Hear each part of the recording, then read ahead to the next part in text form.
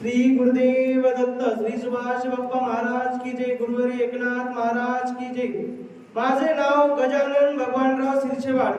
मी मुंबईमध्ये police commissioner office या कार्यालयामध्ये कनिष्ठ लिपिक या पदावर कार्यरत आहे। मी सन 2016 मध्ये जॉईनिंग झालेलो आहे। माझी कास्ट आहे अनुसूचित जमाती मन्नेर वारलू।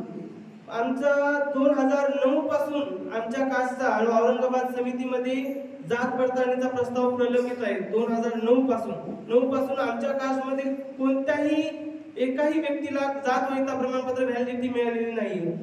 पण जेव्हापासून मला आता इथे येऊन फक्त 4 महिने झाले, 4 महिन्यापासून मी माझं घराणं बाप्पाच्या चरणावर श्री गुरुदेव दत्त मंदिरामध्ये माझं घराणं मी ठेवलं।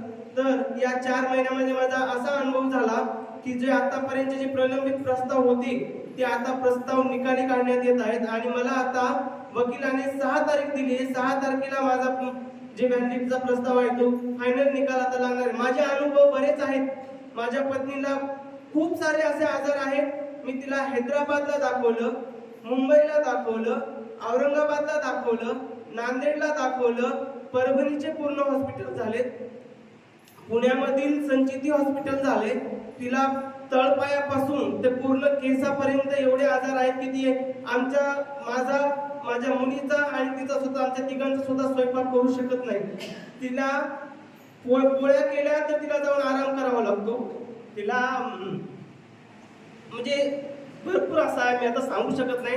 आता आम्हाला महाराजांना मी घरी बोलवलं होतं, तर महाराजांनी आम्हाला 7.5 महिन्याचा कालावधी दिला आहे। त्या 7.5 महिन्यामध्ये पत्नी माझी नीट होईल असं सांगितलेलं आहे। मी महाराजांना अशीच विनंती करतो की तुमचा आशीर्वाद असाच आमच्या चरणावर डोक्यावर राहू दे।